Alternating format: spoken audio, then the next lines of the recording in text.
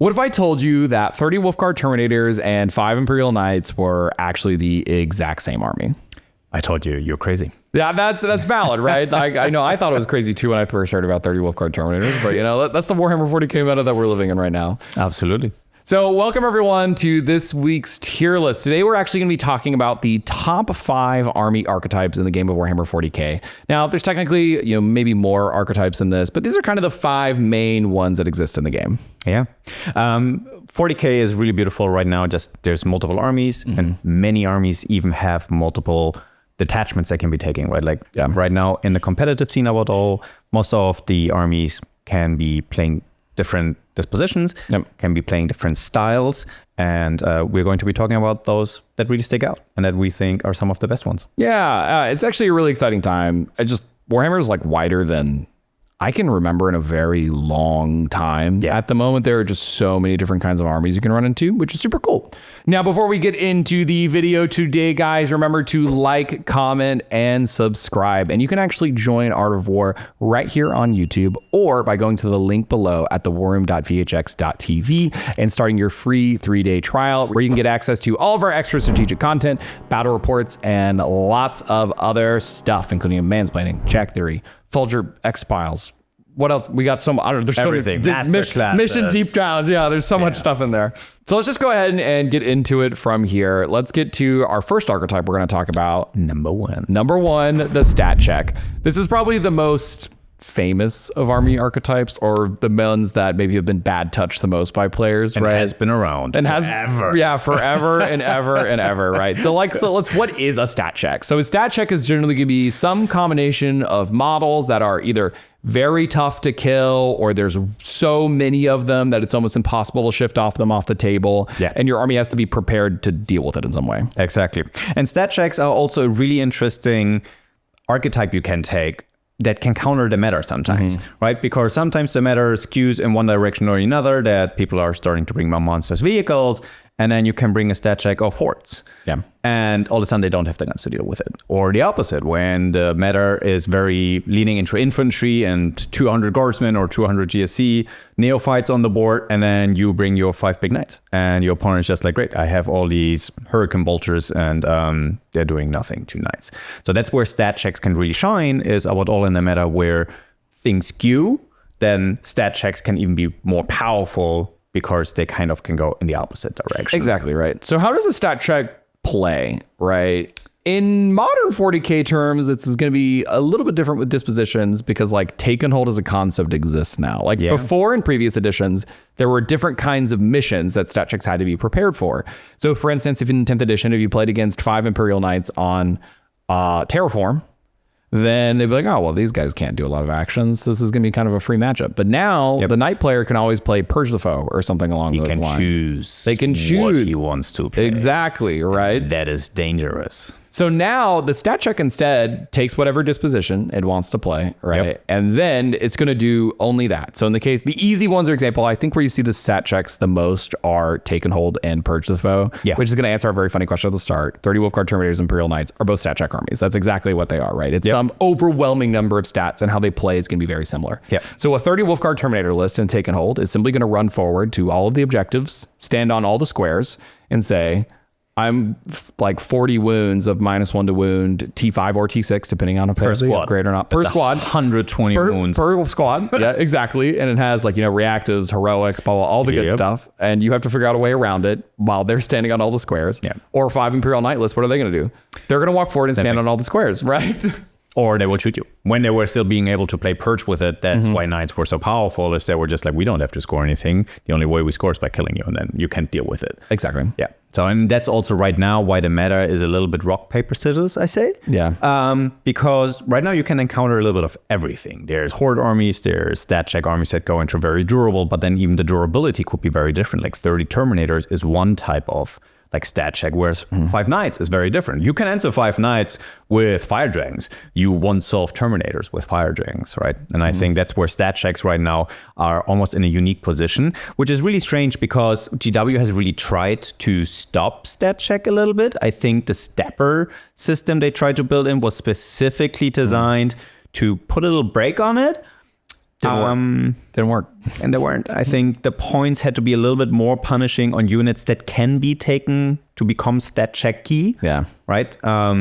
Like if it's a 5-man squad, I think not too horrible. I mean, Deathwing Knights come to mind there, but like I would all with something like Terminators. Like Terminators, they were reduced in points, and all of a sudden we have reached a point where you can take 2 squads for 320 points each. So it's 640 points. And then you take the third one, and I don't think you pay a whole lot more. You pay like another. You probably get close to 1,000. Once you add characters, I think it's more expensive. But still, the 30 Terminators probably being under 1,000 points is not the right number, right? Correct. So how do you like beat a stat check in your eyes, right? Because this is something that players often will struggle the most, right? Is like maybe they play against their friends all the time and they always like to really play knights, or they really like to play greater demons, or maybe they really like to play 20 squig hog boys. So like what are some general tips players can do to beat a stat check? So it's very similar to what the stat check player does. You need to have a plan, right? Like you really need to lean right now into your disposition, and you need to say, okay, if I face a stat check that most of the time is going to be playing take and hold or purge, right? Like we see not as many stat checks that go in a different direction. We do see some guard armies that go disruption and then they're just going to be killing you. So your biggest way of countering right now is to have a plan. How can you score without necessarily engaging that stat check, or by sometimes 30 Wolfguard Terminators aren't the fastest. They can be. If you have the speed to pick one unit apart and start disrupting their battle plan while you have yours active, that's how you can beat them. Yeah, I really want to highlight that last part there. Isolating one part of the stat check. All the time, you'll see they're like, okay, well, I'm going to try and kill this knight over here and this knight over here and this one too. And then you just kill either. You don't kill any of them. And then both knights are all alive because a knight at 1 health, sure, it has -1 to hit, like whatever. It's still a knight on the battlefield. It's still going to shoot you to death. So it's really important that you just make sure that you commit your resources to making sure that one is 100% dead. It is gone, right? Something that you can do to kind of line that up is maybe in your positioning, right? So maybe you have like a really strong gunline unit and you have a unit that's committed to go here, right? So I have one gun here that's going to shoot this knight, right? And then it's like, okay, but I have this gun right here that can either shoot this one or the one over here. So if my first activation goes really poorly and it doesn't quite work out the way I want it to, you have a fallback. Then I have a fallback plan, right? Building in that redundancy is really nice. And that way you don't lose efficiency. So if it goes great and you kill that overnight, great. You don't waste the guns here. You can still use it to shoot a second one or something. Because it feels really bad when like a unit overperforms and it's like, oh, great, I did this, but I'm not using all my damage this turn. And if you don't use all your damage every turn against a stat check, it's just not going to go well. Which is probably also why stat checks right now are doing so well a little bit, because it's a bit harder than previous editions. There's so many added layers and benefits. The tables are a bit denser in terrain. Lines of shooting are generally speaking a bit shorter. And then hidden is a rule. So you need to like work around all of these different tools where you kind of need to get used to position yourself in deployment to already think ahead of time. It's like, okay, if I'm playing into a stat check army, what is the stat check army going to do? Where are they going to create their triangle, or where are they going to be pressing, and which is their weakest flank that I can go and be like, okay, I'm going to deploy over here. Because usually you will have, unless you're playing a stat check army too, you will probably have more units, you will have more jobs. So you can like start figuring out a little bit, where will they go, where are they going to be the weakest, and then hopefully with the 2 or 3 units you do have that can answer the stat check, 100% benefit of it. Yeah, take advantage. I think that's going to be a really good summary of the stat check, how it plays, what they look like, and how you play against them. So before we move on to the next one, we're going to have a quick word from our sponsor.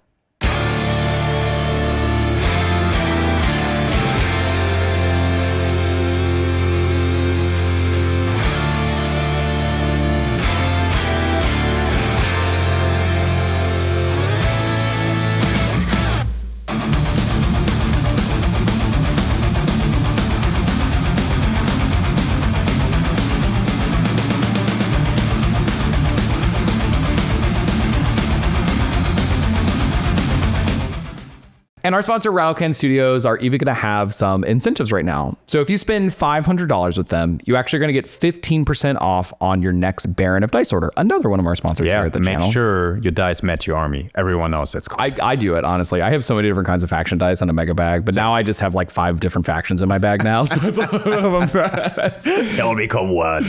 And then if you spend $1,000 with Rattlecan Studios, you are actually going to get a set of the same terrain templates that we play with here on the channel, which are really nice. Having the neoprene mats are just, the cardboard ones that they just kind of slide around everywhere. But the neoprene is just really nice. They stick a bit better to the board. So thank you once again, Rattlecan Studios, and let's move on into our next category. This next category is going to be pretty different than the stat check. Oof. It's going to be abbreviated MSU. You may have heard this term before. What this means is mini small units, basically, or minimum size units, whatever. It all kind of means the same thing. Basically, your opponent has a lot of stuff on the table. So what does an MSU army kind of do? How does it play? I would say it's like a rat. Eldar, the easiest example, right? Yeah. Eldar, the easiest example. So take it away, Sandra. They aren't the best right now, but they aren't forgotten. We all know the pain of just getting hit by like 3 warp sweaters, 3 swooping hogs. Yeah, it adds up over time. Right? Lords left and right, falcons hitting you from the top. So an MSU army tries to flood the board with multiple small but quite often hard-hitting units. So what an MSU army will do, they usually hit like the 14 to 18 count of units. That gives them enough redundancy that every turn they have a couple units they can do actions with, which is important. A little bit less important now on the 11th. We have cut back a bit on action, but about all based on your disposition, you still want to make sure you build in enough units to do your actions. So if you're something like a disruption player who in certain matchups needs to do 4 actions a turn, if you don't build an army that can do it, if you only have 7 or 8 units, it's going to be pretty tough doing so. So MSU really excels in being able to make actions and be in multiple positions on the board at the same time, and being able to give up units for positioning on the board, right? Like you can use them to screen your opponent. If your opponent doesn't have life, like what we were talking before with the 30 Wolfguard Terminators, you can take 5 guys, let's say 5 JPI, put them in front of them so they can move. And you're not losing too much in ways of your killing power or staying power in the game because you only gave up a small unit. That's, I think, where MSU armies really shine. Yeah, it's a really big trade-off comparison to the stat check, which is like kind of a giant rock. Or, if we refer to our video last week, our last tier list, they're kind of the anvil, right? And if you can trade very efficiently into it, it'd just be like, okay, I'm going to disable this unit for a turn and just activate the rest of my army and get into position and take all the 1,000 cuts against them that I can. It's going to put me in a winning position because I don't need to confront the stat check in order to win the game, right? The MSU, I would say like a reconnaissance army is probably the best example of this. That's easily the best disposition kind of lineup to do, where it really rewards you for having units in different places around the table, completing some actions or killing someone in a specific place or something along those lines. That's what these armies are just good at. Yeah, they can even play priority, right? If they have enough units that they can throw on the middle board, do the center action, and then score a little bit the rest. But they definitely lean into reconnaissance. And sometimes in team events, they could do disruption also. Yeah. But what we have been seeing with disruption is that players quite often tend to take large units that can flood objectives. So that in a lot of the matchups, your opponent can't really just walk on. But MSU is a great example of what we were just talking before with our stat check armies, is sometimes if you can't kill a unit or you can't deal with it, you can block it down. And that's where MSU really shines, is with an MSU player, the way they think is not necessarily how can I kill your entire army or how can I survive your entire punch. It's like, how can I maybe sacrifice 1 or 2 units to make sure that you do not get to play with part of your army, and I can use the rest of my resources to deal with the units that are an imminent threat. Yeah. So the question can be like, what's difficult about playing against an MSU army, right? Yeah. So what's difficult about playing in them is those control aspects you just mentioned. They're going to try to stop the space you want to do. But how you actually beat that is you have to hit the second line, right? Yeah. So this is a really important piece of the puzzle because don't play their tempo. Don't play their tempo. Exactly, right? So recently, me and Nick actually just played a game here at the house where it was his sisters against my orcs. And I really had this difficult problem of 5 sisters kept walking in front of my army, but I actually needed to get the 5 sisters behind that army, right? Yep. And using units like Storm Boys in this case for me were actually the really useful part. Yeah. Because as they prepare the second part of the wall, a part of that, another 5-man sister unit, right? That's going to come make another wall in front of me. If they don't get to make the second one, that means I get to crash through immediately, right? If you just walk into the plan and be like, okay, fine, I guess I'll charge my whole army as these 5 models in front of me, then you're going to die. You're going to like die horribly right after, right? So you need to be able to stop them from being able to do the thing, right? MSU does not like when you start taking traits that they did not set up in the turn that they wanted to take. Yeah. And that's where you really got to come in. So like your example where you can just jump over them and start, maybe instead of killing the 5 sisters that have no weapons, that are the combat squatted unit from the immolator, you just jump over them to get into retributors or something else that they were actually trying to preserve. Yeah, break the plan, basically. Break the MSU player's plan is probably the best way you can actually play against that army. And also with MSU, one thing that I think there's a very fine line you're walking, like always walking this nice edge of while you stay cagey or when you go full into the line, right? Like MSU armies quite often, they cannot capitalize on stratagems as much as bigger units because each stratagem only affects like a 5-man squad. Sure. And if you ever see a position where you're like, all right, if I now use my entire army and just push into this MSU army and I have good defensive strats or good offensive strats that I can use on my army, your CP sometimes goes further than for an MSU player. 100%. 100%. Now, I think it's going to wrap up MSU and kind of all its shape and how you play against them. So let's move on to the next one. Now, the next category we're going to go over is combined arms, which is going to be kind of like MSU, but is like different in some ways, right? Combined arms as an archetype generally is a take-all-comers version of list, right? Let us know what you think a combined armies is before we say it, because there's one archetype in 10th edition and still in 11th edition. Yeah. That totally fits the bill. What are you thinking right now?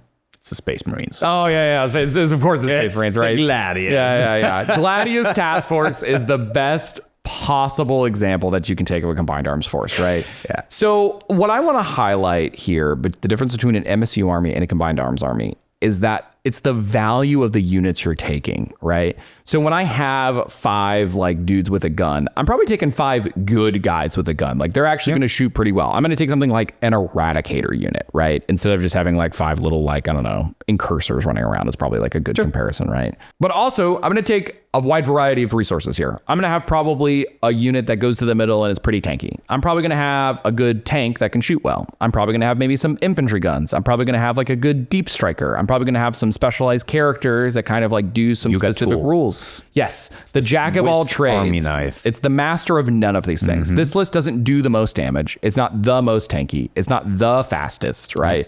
But it's got an answer for just about everything. And I actually think that it's really funny. We call Marines like the starter army. It's like, oh, it's the easiest to learn, guys. You know, they all hit on 3s and they save on 3s and all stuff. But the skill ceiling on Marines is actually really intense. It's actually like, that was what shocked me the most when I first learned how to play Marines. I was just like, oh, whoa, like I thought I just kind of ran forward with my Marine guys and just had good stuff, but I have to be like, don't do that. Really intentional with all of my positioning because I don't actually have that many units on the table, right?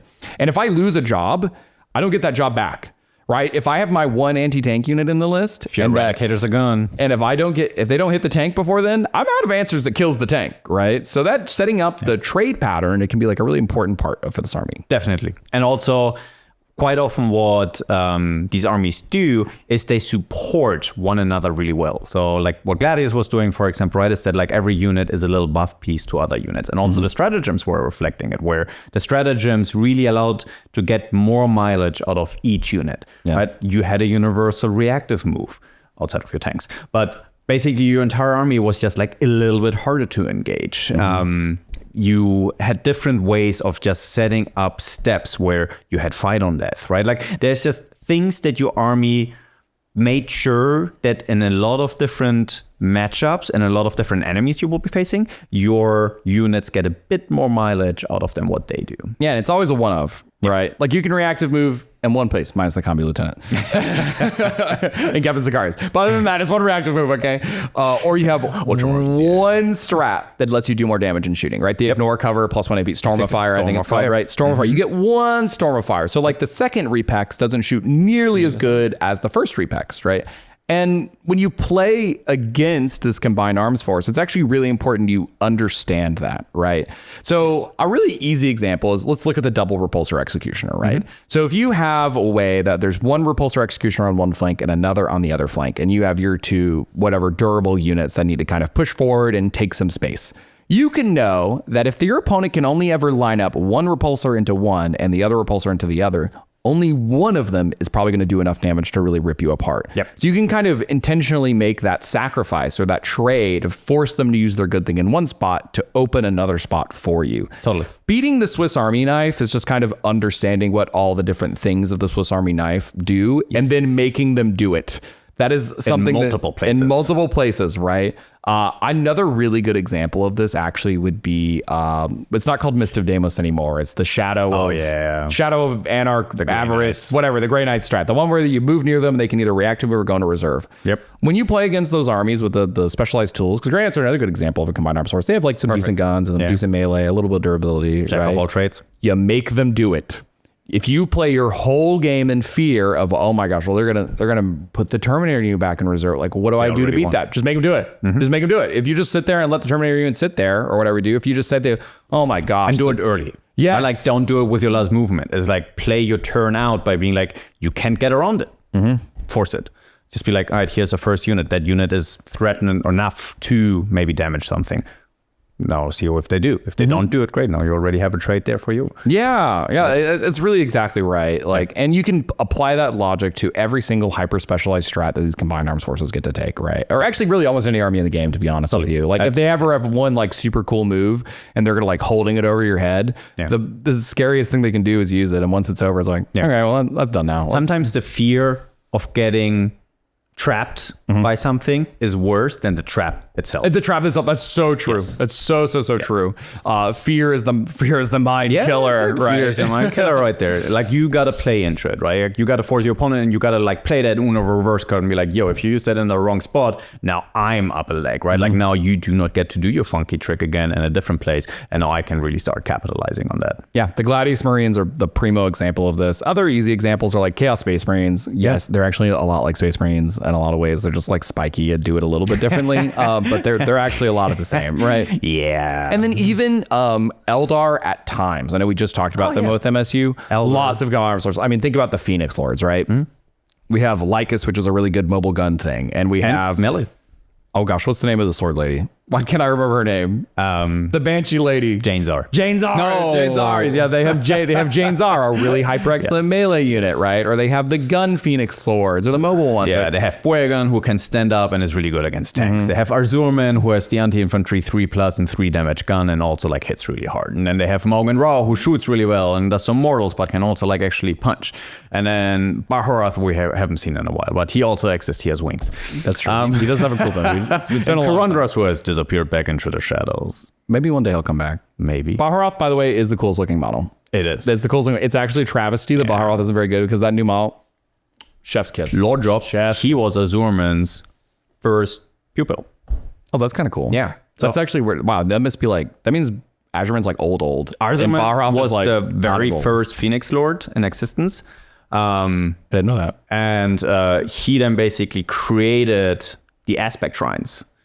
Whoa. Yeah. So he's like the OG Phoenix Lord. He is the founder of it all. It's basically like a big tree where it started with Arzurman, and then he trained his first pupils, who then went out to basically train their different people and then these different paths. Sasha, are you a big lore guy? Huh? Are you a big lore guy? I am, yeah, unfortunately. Oh, thank you. You're going to fill a good hole on this channel.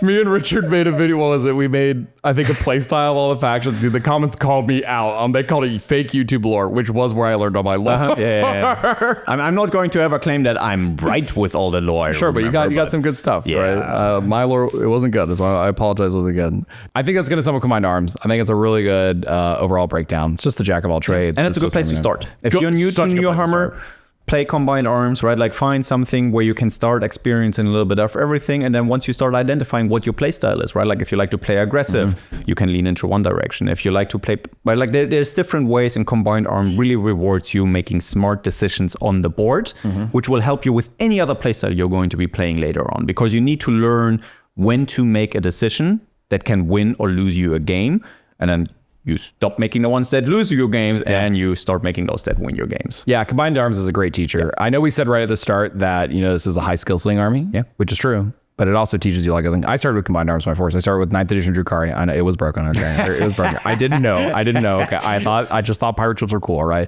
And then, but however, it taught me a lot about the game. Genuinely, I had a little bit of guns, and I was fast, but I was fragile, and I could die, and it was and it had witches, and it succubus. Razorfly succubus. What's that? Lotus Drug? Whatever. Take me back, baby. Yep. So, all right, let's move on to the next one. The next category we're going to talk about is the Rushdown archetype. This can take a couple different forms, right? So this can also be referred to as jail. I think the most famous example of a jail army was 18 Thunderwolf Cavalry that we mostly saw in the previous edition before Mounted got nerfed in the way they did. Yeah. What this army wants to do is it wants to move incredibly quickly towards you and then take control of the board in a way that you don't get to interact with it in the way you want to, right? And you don't get to score. And you don't get to score points, right? Because if you don't get to touch the squares and you don't get to go into different table quarters to get different secondaries, because secondaries are extremely positional now. And if you can't get access to those positions, you just don't get to score points. You're going to table them by the end of the game. Like you will table the Rushdown army. Like, however, I don't really care if I have 100 points and you have 45, right? That's perfect. Thumbs up to me, right? I have more 18 Thunderwolves for the next spell. Yeah, right. So what can be scary about this is it hits you so fast. And if you don't know how to react or you did not deploy correctly against this strategy, it ends immediately. The game is over. I play a lot of this archetype like this and like kind of stat checks or like fast stat checks are a lot of like what I like to play. Space Wolves and Orcs are very just particularly good at this archetype, right? Tyranids fall in the same category. Yeah, right? yeah. The 30 GSC, the 30 Gene Stealers. Same thing. They can just pin you in your deployment zone and then you first got to fight through all of those little elegants before you can actually move out. The difference between my opponent knowing what to do when I like kind of hold the shotgun towards them and fire it, and the difference of when they do, earth shattering. I mean, it's the difference between me finishing my game in 45 minutes and like I've got my hands in the hair, I'm sweating, and I'm like, oh my gosh, I'm 10 points ahead, and I gotta hold their head underwater a little bit more, because if they can scrape back into it, this archetype kind of falls apart. Right. It's very aggressive. It's very scary. So how it literally plays, right, is let's say there's going to be some combination usually of a scout unit or a very fast unit, right? Let's look at orcs as a really good example. I think current orcs, like the 60 boys list in particular, is a really good version of the Rushdown.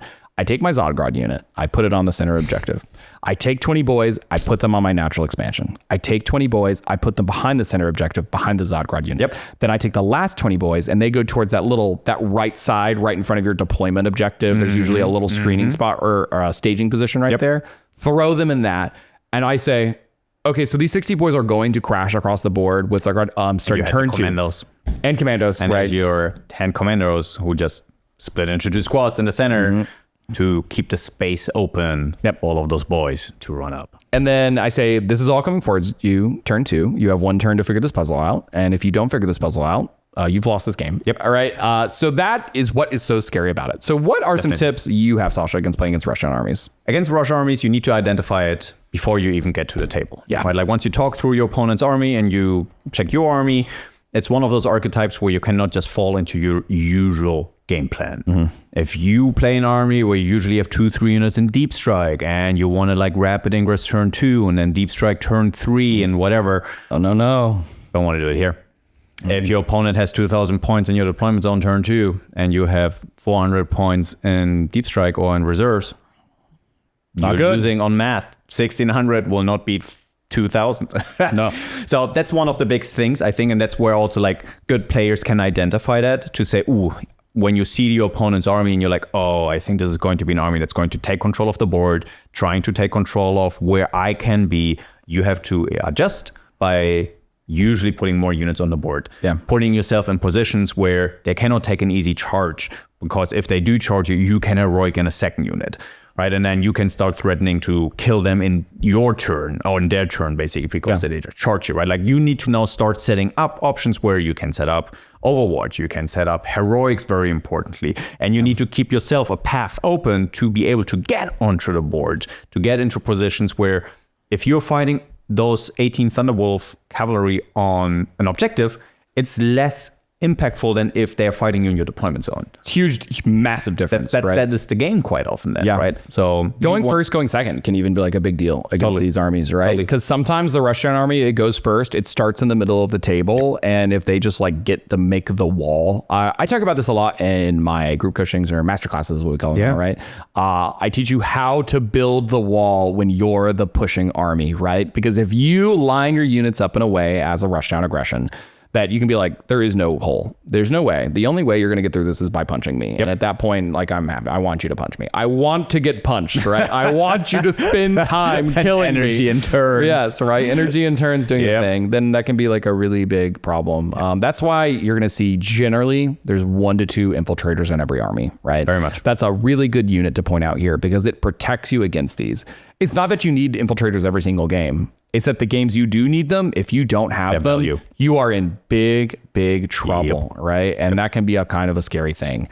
So one thing I do also want to point out, this is why it's this archetype is actually why it's really important for stuff like you're announcing your strategic reserves, because you're supposed to secretly note them down and reveal them at the same time, right? So it can be a little bit of a bias if like you're a Rushdown player and you go, everything's on the table, and your opponent's like, oh, everything's on the table. Oh, well, maybe I need to put everything on the table, right? You need to technically let your opponent make the mistake when they announce their reserves, like, oh my God, I did put stuff into reserves, and you put everything on. This game's going to start right now. That's like a real strategy part of the game that a lot of people kind of skip over, right? So just like watch out for that, right? Yep. And make sure you go through army with your opponent before the game starts, right? Like, it's something that we can all take advantage for. Like, that's one of the beautiful things in Warhammer 40k that we have. I think we have created a community where we try to play with one another more than against one another. We don't try to keep too much information hidden. And this is definitely, I mean, you cannot really ask your opponent, like, are you going to deploy everything? Wink.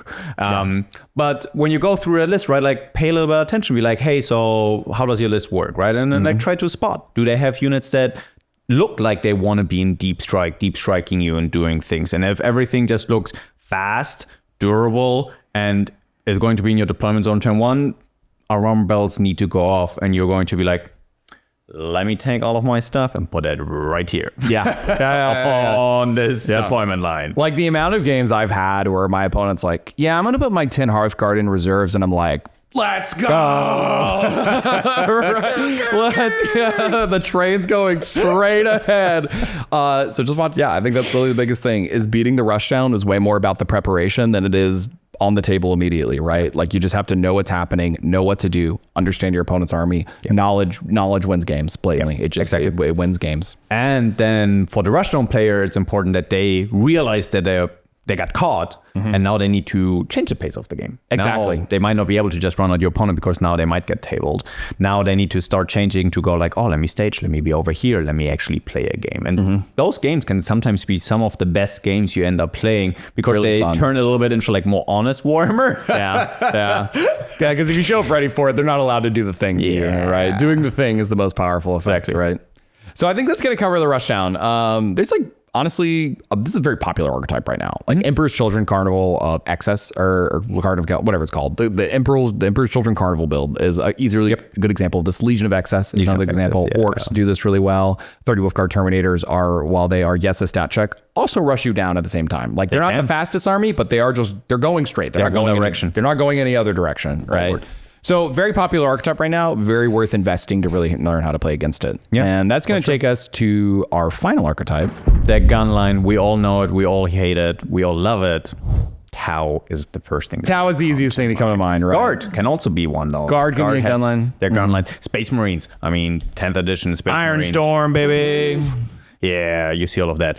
So what does make a Gunline a Gunline? A Gunline brings the biggest guns to a sword fight and basically make sure that any angle on the board they will dominate, they can kill you from distance. And in 11th edition that has changed a little bit, because in previous editions where people could take angles from across the board, in 11th edition angles have become a bit more narrow and hidden, and a lot of the new terrain mechanics have made it so that you need to be quite off within 12-15 inches of your opponent. Yeah. So gun lines are also a little bit faster. You need to be a bit more mobile now as a gun line. You cannot just be like, here's my big guy, put him all the way here on the back of the board, and I'm going to shoot across the board. That doesn't really work anymore. Now a gun line needs to have big guns. Quite often need to have access to advance and shoot or fall back and shoot, because they will end up being engaged quite often. And then they just want to have more guns than your opponent. Yeah, this is a big contrast between 10th and 11th edition is how gun lines interact with the game. As a primarily melee player in 10th edition, there were so many matchups I just struggled with the terrain set on, where it's like they did exactly what you just said. The giant tank just sat on the back line and just laser beamed me all game, and I just could not get to it. Let me get 3 turns till I get there. You just wait for me. Yeah, but now they've got to come to me, right? They have to play the game with me. But line of sight also is shorter, but is more open in some ways because of toe-in terrain on all the vehicles in the game, right? So instead of having to like necessarily kind of find ways around the building, just towing onto the building is going to let you shoot right through it. Especially since everybody in the game now is playing on Games Workshop terrain, like WDC giant castle walls don't exist anymore. That's just that's gone. That's gone as a concept. Well, always trash anyway. So now the fact that they get to do this means that they can attack you in new ways.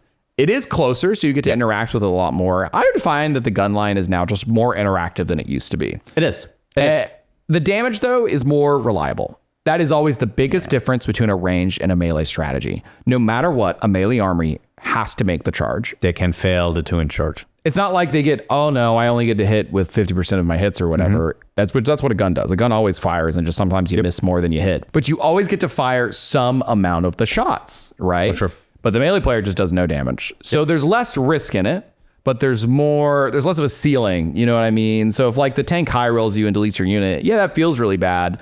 But like there's not 30 guys like now inside your face, right? With the Gunline player, there's no charge equivalent, right? Gunlines quite often give up board control, right? Like where a lot of other armies who are a bit maybe more combined arms or maybe a bit more melee pressure, they start to control more areas of the board. Gunlines tend to, not always, stand a bit further away from you and give you a bit more space to move. And that's where Gunlines can get really scary if they can do both things, right? If they start filling that role of like, I'm going to shoot you and I'm also going to prevent you from going wherever you want to go to punch back. Monka. That's why Monka is pretty good right now. Yeah. But yeah, Gunlines are all good. How do you beat it? The best way to beat it is by finding a way how you can hit it before they can bring all of their big guns to bear. You got to go touch them.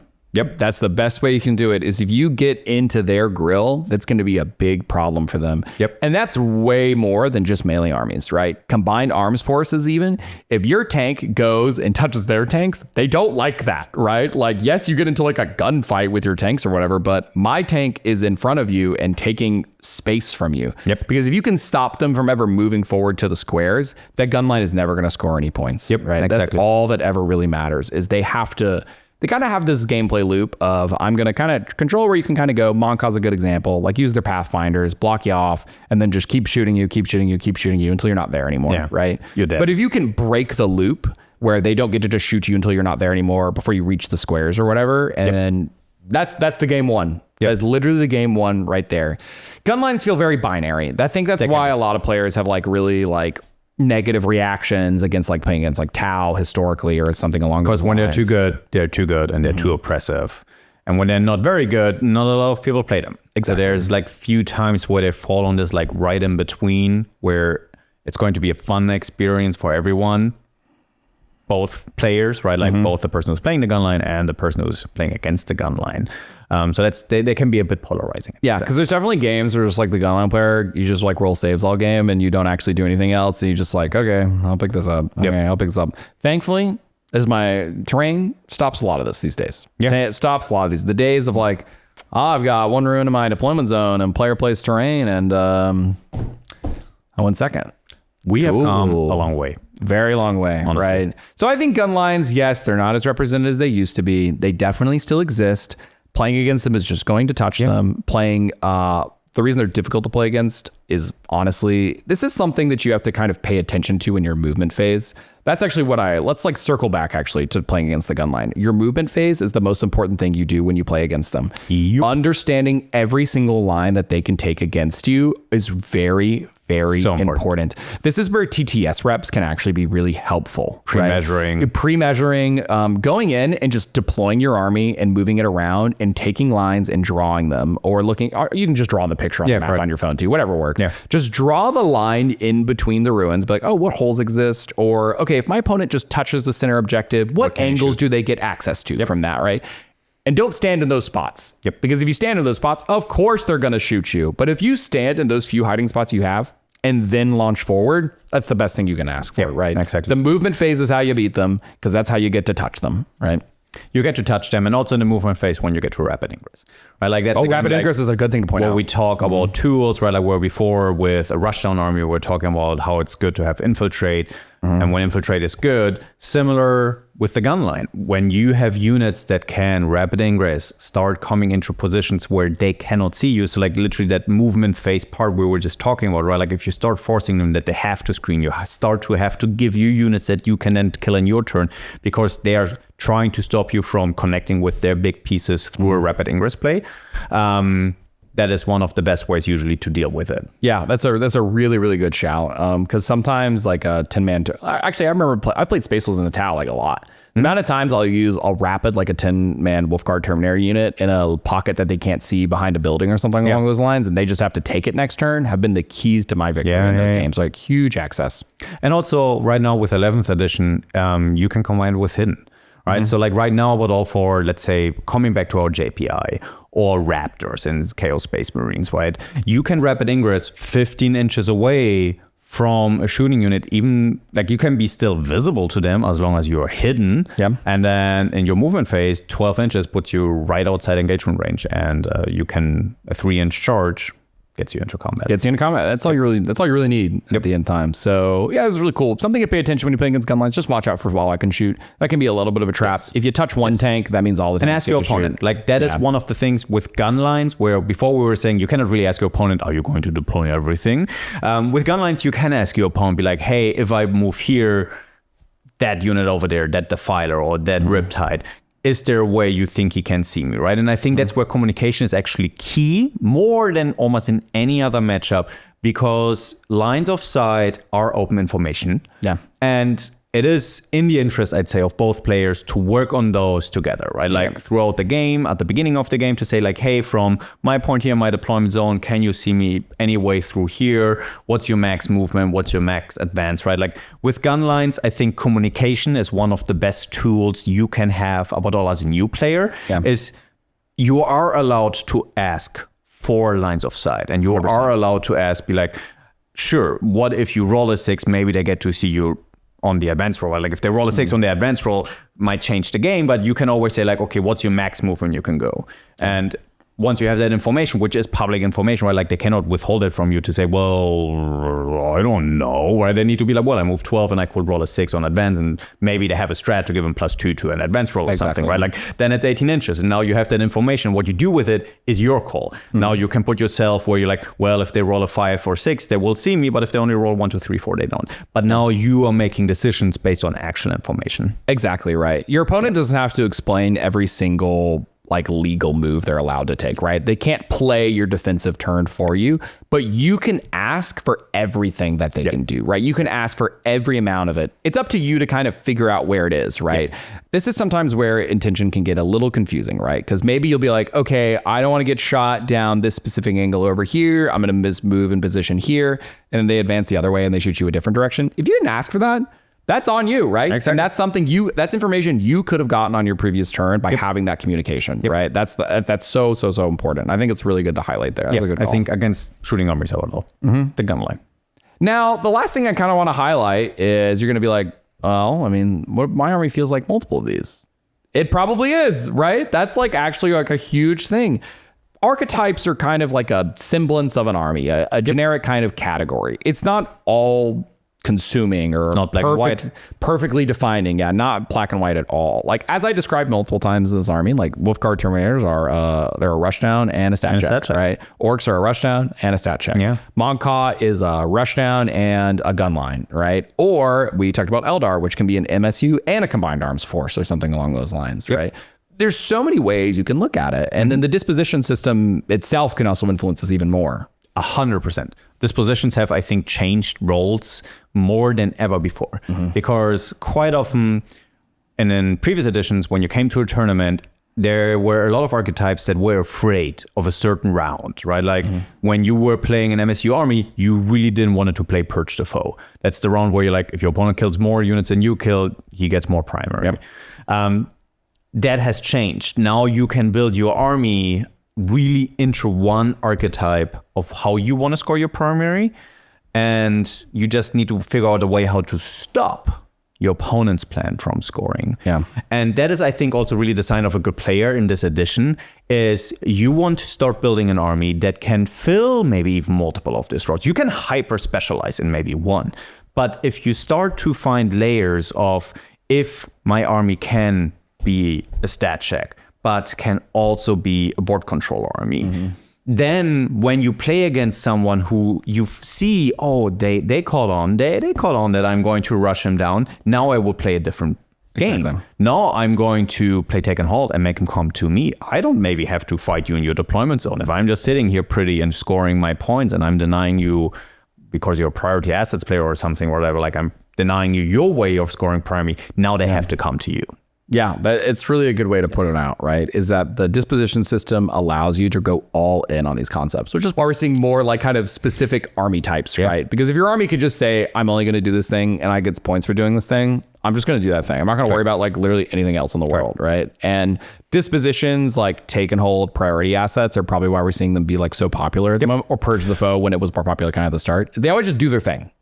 And I also think that because we have reduced the amount of action secondaries. Yes, that's a huge stat thing. checks have become a bit more prevalent. Yeah. Because also the only 2 action secondaries we have, when you draw them the same turn, you can redraw them. Yep. Right? Never have double action. You never really have double action. And I don't know if it's healthy for the game or not. I think right now we're seeing a little bit the bad end of it, that people are leaning more into stat checks, like the quite often talked about Terminator armies with 30 Terminators or so. They might only run, or 3 defilers, right? Like they might only run 5 to 7, 8, 9 units, and they really hate doing actions.